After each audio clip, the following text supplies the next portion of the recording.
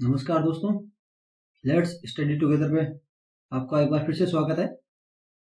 आशा करता हूँ सभी स्वस्थ होंगे एंड सभी के घर वाले भी स्वस्थ होंगे एंड भगवान से यही प्रार्थना करता हूँ कि संपूर्ण विश्व जल्दी से जल्दी इस महामारी से बाहर निकले। तो आज का डिस्कशन शुरू करने से पहले मैं थोड़ी सी आपसे बातें करना चाहता हूँ। बता दूँ कि जैसे आज तारीख है 8 जून, लेकिन मैं 7 जून 2020 की डेट में अपलोड इसलिए कर रहा हूँ क्योंकि आज जो भी न्यूज आई है 8 तारीख को, न्यूज़पेपर में हो चाहे कहीं पे भी हो, वह वही न्यूज है जो 7 जून को घटित हुई है। तो मैं इसी चीज को वास्तविकता प्रदान करने के लिए कल की डेट में एक डेट पीछे की डेट देके मैं अपना वीडियो अपलोड करता हूँ। तो रियलिटी यही है कि जो कल जो 7 तारीख को जो घटनाएं घटी हैं, जो भी काम हुआ है, मैं उनको 7 तारीख की डेट देके ही अपलोड करता हूँ। तो चलो हम अपनी पढ़ाई शुरू करते हैं। चलो चल के साथ पढ़ते हैं। तो शुरू करने से सबसे पहले हम एक कोट देख लेते हैं। If the plan doesn't work, change the plan but never the goal. अगर आप किसी चीज की तैयारी कर रहे हो और उसमें सक्सेस नहीं पा रहे हो, तो ये मत करो कि उस चीज की तैयारी करना ही छोड़ दो। सबसे पहले अपने आप में कमी निकालना शुरू कीजिए कि ऐसी क्या वजह है जिससे कि आपका वो गोल है वो आपको आप हासिल नहीं कर पा रहे हो। तो आप उस गोल को मत छोड़िए, अपने अंदर कमी निकालिए तथा अपने उन कमियों को देखिए कि ऐसी कौन सी कमी रह गई मेरी प्रिपरेशन में कि मैं पीछे हूं और अपने गोल को नहीं पा रहा हूं। तो अगर आपको कुछ कमी दिखाई देती है, डेफिनेटली आपके प्लान में ही कुछ ना कुछ गड़बड़ है, क्योंकि इम्पॉसिबल वर्ड में स्वयं लिखा है कि आई एम पॉसिबल। ओके, तो nothing is impossible, all things are possible. तो आप अपना काम करने का तरीका बदलिए, रास्ता बदलिए, क्योंकि आप कहीं पे भी जाओगे ना तो रास्ता मंजिल को ही जाता है। अगर कोई रास्ता क्या होता है, उबड़ खाबड़ होता है और कोई सही होता है।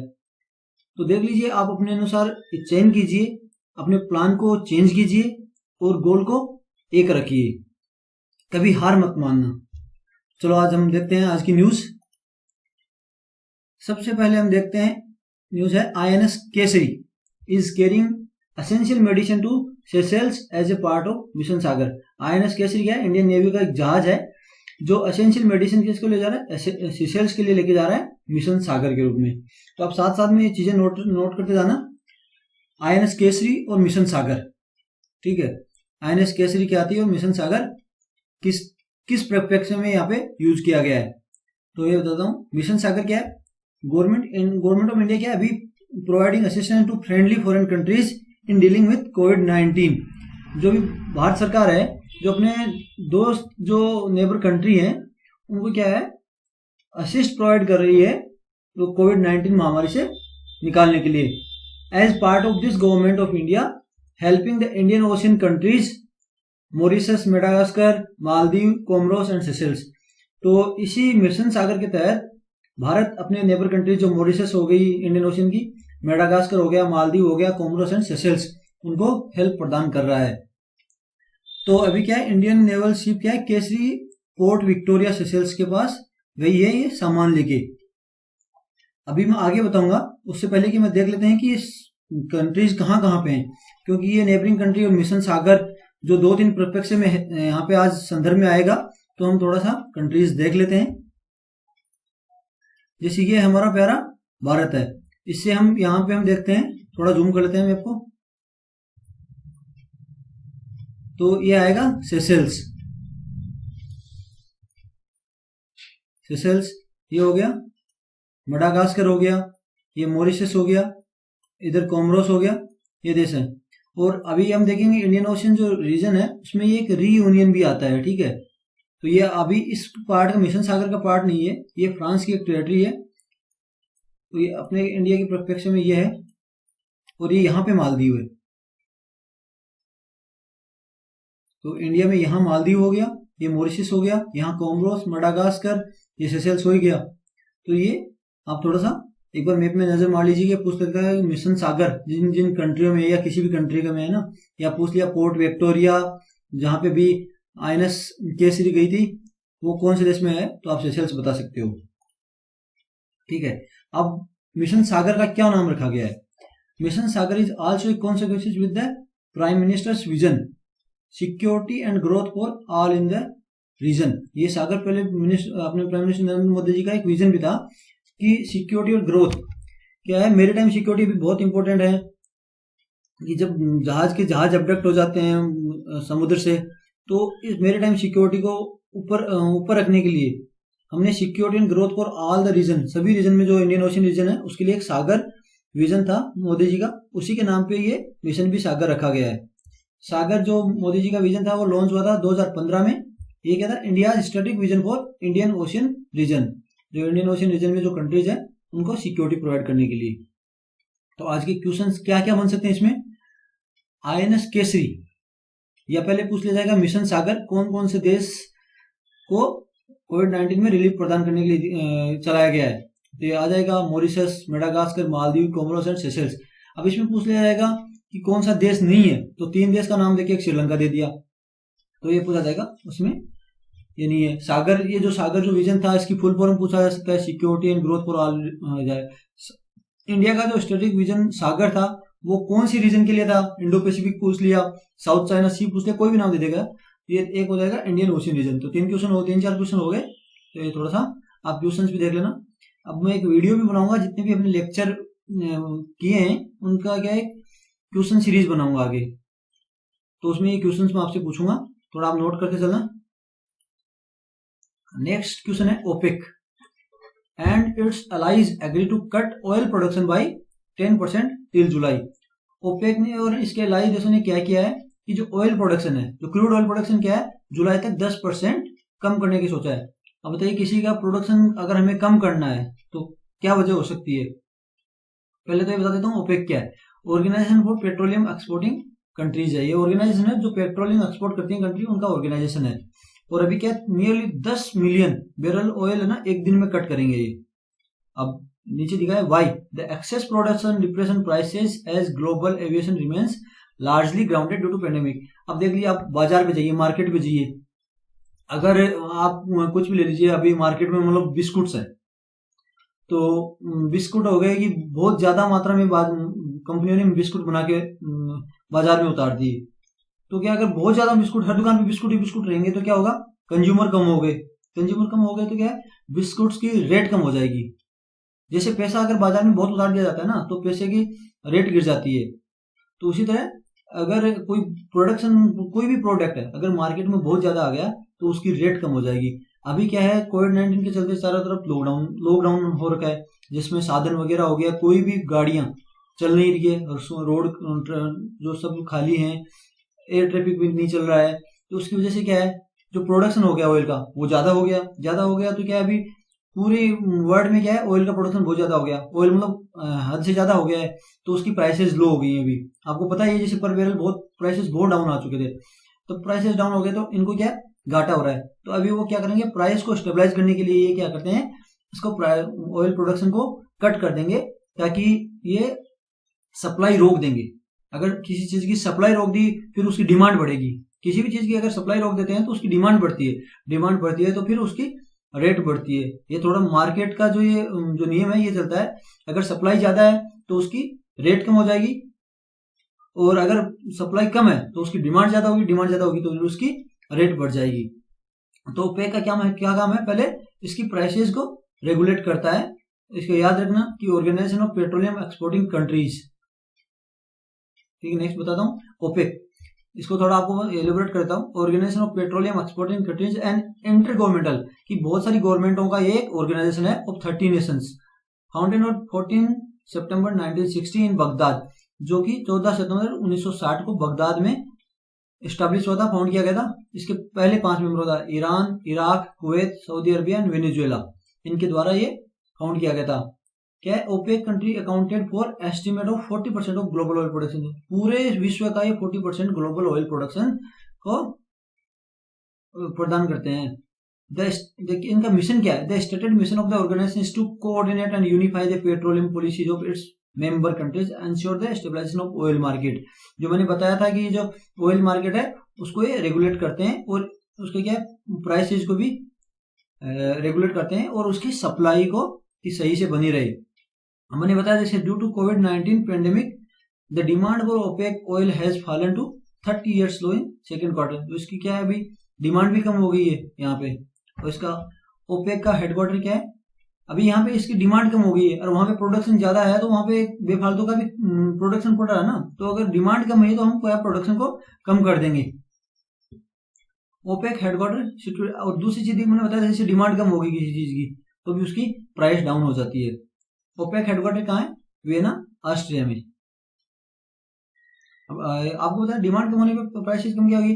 अगर कोई किसी चीज को मतलब आप सोना है, अभी सोना देख लीजिए या बिस्कुट ही देख लीजिए, अगर बिस्कुट हो गए बहुत सारे और उसको कोई खरीदना नहीं चाहता है तो दुनिया वाला क्या चाहेगा कि मेरा चलो मार्केट वाले सस्ते से सस्ते में निकले, कि मेरे को जो लगा है वही आ जाए, तो उसकी प्राइस वैल्यू कम हो जाती है। अभी नेक्स्ट न्यूज है कोविड बीप। देखिए कोविड बीप देखते हैं। Continuous oxygenation and vital information detection biomed ECIS हो गए ना, और ESIC पोड, ये एक पोड है launch by union minister doctor Jitendra Singh. अब देखते हैं ये जो इसका फुल फॉर्म है ये काम में क्या आता है। ये India first indigenous cost effective wireless physiological parameter monitoring system for covid patient. ये किसके द्वारा डेवलप किया गया है, ESIC medical college Hyderabad in collaboration with IIT Hyderabad and department of atomic energy. तो ये क्या है, एक जैसे हमारी ECG मशीन होती है उस टाइप की एक मशीन बनाई गई है।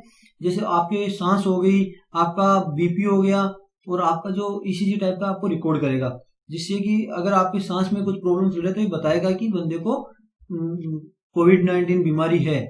तो ये किसके द्वारा डेवलप किया गया है, पहली बात तो ये कोविड बीप क्या है ये पूछा जाएगा, और किसके द्वारा, EIC मेडिकल कॉलेज हैदराबाद, इसकी कोलैबोरेशन में IIT Hyderabad and department of atomic energy के कोलैबोरेशन में बनाया गया है। तो ये 2 क्वेश्चन हो गए, याद रखना। Next, Dibru Saikhowa national park, ये जो है मगोरी ऑफ तिनसुकिया डिस्ट्रिक्ट आसाम। ये दिब्रू साइखोवा नेशनल पार्क कहाँ पे है बता देता हूँ। जैसे ये आसाम का मैप हो गया, तो ऊपर है अरुणाचल प्रदेश से जस्ट नीचे जहाँ ब्रह्मपुत्र नदी इंटर करती है, ये यहाँ पे Tinsukia national Saikhowa national park है। तो थोड़ा सा जूम करके दिखा देता हूँ। जैसे ये रहा, ये है नेशनल पार्क। अब ये क्यों न्यूज में है, ये आप मैप की दृष्टि से देख लेना कि कहाँ पे है ये नेशनल पार्क है, तो ये मैप में पूछा जा सकता है। अब ये क्यों न्यूज में है ये भी बता देता हूँ। क्या इसके पास में एक PSU है, major oil India limited, oil India. वहां पे क्या है, major blow out in the well, कुएं के अंदर बहुत बड़ा ब्लो आउट हो गया, मतलब आग टाइप लग गई है। और उससे क्या है भी एक गैस होती है, वो लगातार 11 दिन से गैस का रिसाव हो रहा है। अभी आपको पता होगा एक LG पॉलीमर की कंपनी में भी एक गैस का रिसाव हुआ था, तो आप उसको जरा जाके देखना कि वो कहाँ पे हुआ था, विजाग जगह होगा, पता होगा ना, उड़ीसा में था। तो आप जाके एक बार उसको सर्च मारना। तो वहां पे भी क्या है, अभी यहाँ पे तिनसुकिया डिस्ट्रिक्ट आसाम में जो ऑयल इंडिया लिमिटेड है उसमें अनकंट्रोल्ड, उसका कंट्रोल भी नहीं हो रहा है, 11 दिन से गैस का रिसाव हो रहा है। अब उसमें एनवायरमेंटल भी बहुत इफेक्ट होगा। तो अभी PSU ने क्या किया है, consultant to access environmental effect को कंसल्टेंट को अपॉइंट किया है। उन्होंने एक सिंगापुर से एक रिसर्च टीम भी बुलाई है, लेकिन रिसर्च टीम कोविड-19 की फॉर्मेलिटीज करने के कारण अभी डिले हो गई है। एंड अभी कंडीशन क्या है, बहुत अनकंट्रोलेबल है, बिकॉज वहाँ पे वेदर कंडीशन भी बहुत खराब हो रही है, क्योंकि वहाँ पे कंटिन्यूस रेन हो रही है। तो अभी उसको रोक नहीं पा रहे हैं, क्योंकि अगर वो सीमेंट वगैरह कहीं से भी लगाए कुछ रोकते हैं तो बरसात की वजह से वो टिक नहीं पा रही है। तो ये याद रखना पूछा जा सकता है, PSU ऑयल इंडिया लिमिटेड जो मेजर ब्लो आउट वो कहाँ हुआ था, और वहाँ पे क्या एनवायरमेंट पे इफेक्ट हो सकता है, क्या जीव जंतुओं पे इफेक्ट हो सकता है। तो वहाँ पे एक नेशनल पार्क है, और वहाँ पे नेशनल पार्क है तो जाहिर सी बात है बहुत सी विविधता वाले जीव जंतु वहाँ पे रहते हैं, जानवर वहाँ रहते हैं, तो उन पे बहुत बड़ा इफेक्ट हो सकता है। और एक सबसे अगर खराब लगी चीज तो ये है, जैसे विजाग में ये गैस ट्रेजेडी हुई, यहाँ पे भी गैस ट्रेजेडी हुई, तो सबसे पहले क्या है, हम ह्यूमंस को वहां से एवेक्यूएट कर लेते हैं। हम ह्यूमंस को तो एवेक्यूएट कर लेते हैं, लेकिन वहां पे जो रहने वाले जीव जंतु हैं जो बोल नहीं सकते लेकिन है तो एक लाइव बीइंग है ना, उनको वहां से कोई निकालता नहीं है और उनकी जान चली जाती है। जल्दी से जल्दी कोई भी तूफान आया, कुछ भी आया, तो हम क्या ह्यूमंस को वहां से निकाल लेते हैं, लेकिन वहां की जो बेचारे जीव जंतु है ना कुछ कर सकते हैं, वो उसका शिकार होते हैं। तो ये बहुत ही एक इम्पोर्टेंट फैक्टर है, और हमें ये ध्यान में रखना होगा। आने वाली जो पॉलिसीज है उनमें भी ये दिमाग में रखने वाली बात हो गई कि पॉलिसी बनाते हैं तो उनके लिए भी क्या करना पड़ेगा, या कुछ ना कुछ ऐसे टेक्निकल असिस्टेंट होना चाहिए कि अगर कोई भी आपदा आती है तो उससे बचा जा सकता है।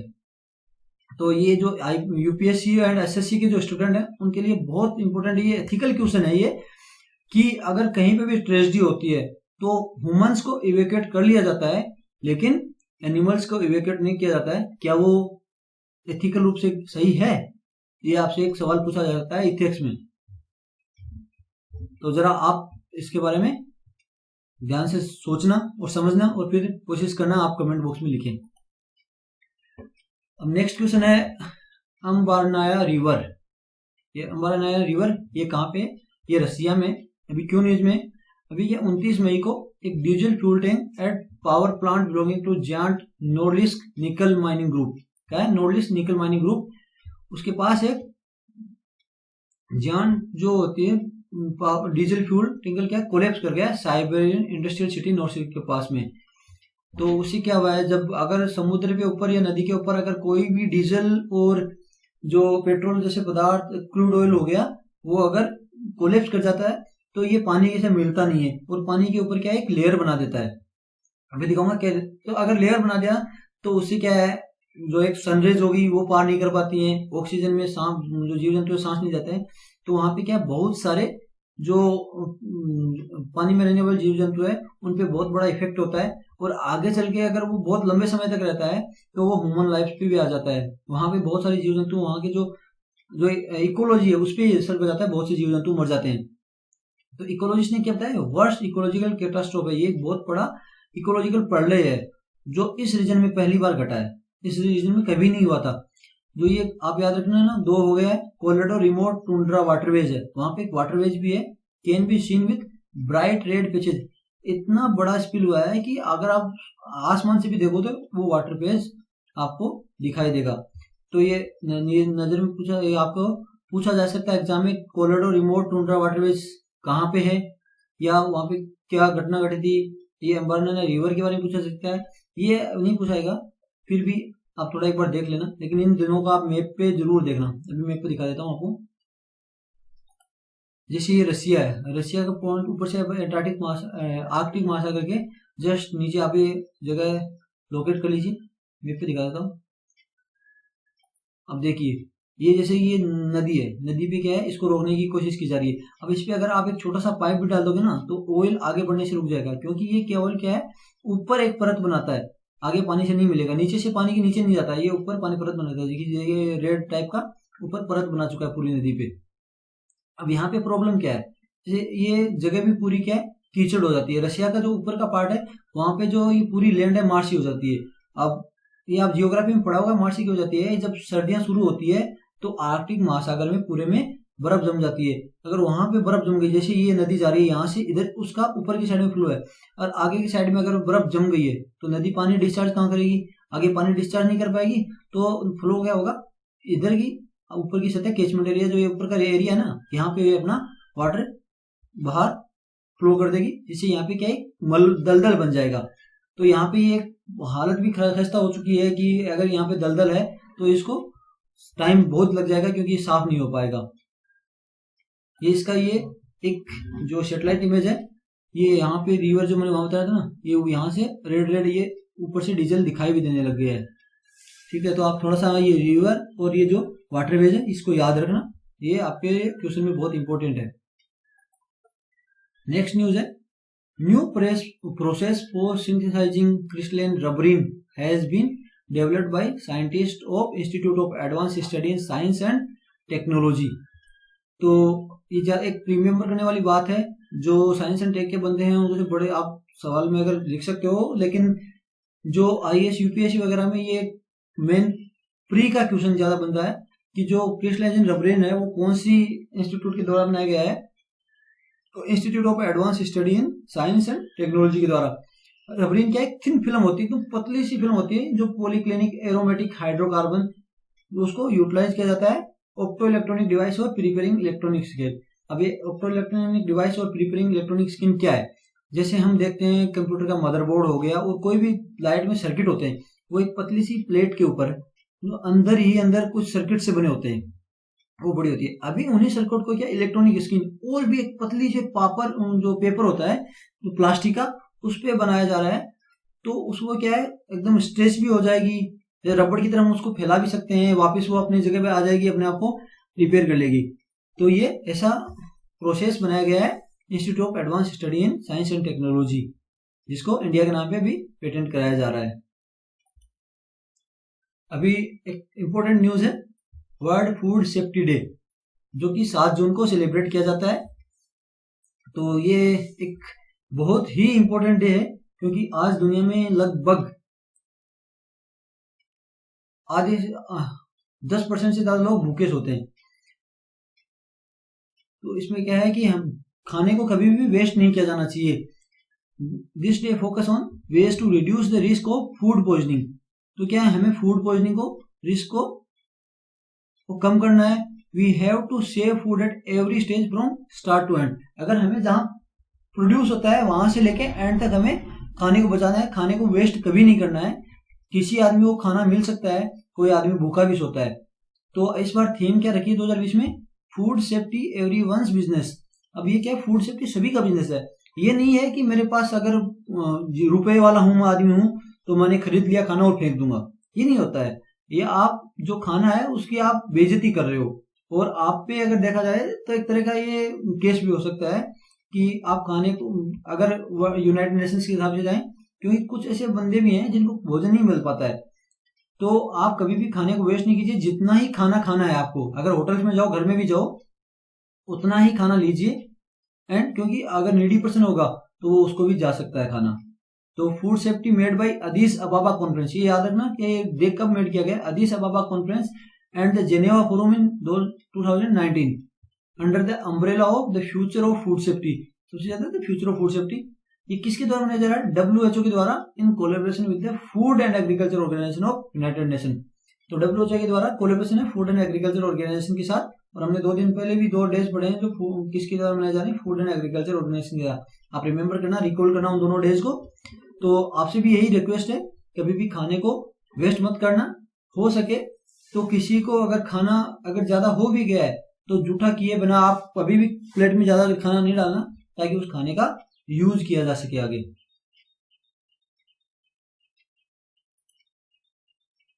Okay friends, thank you very much आज का डिस्कशन सुनने के लिए। मैं आप सभी को ये PDF अवेलेबल करा दूंगा skbinsu.blogspot.com पे। Please like and subscribe.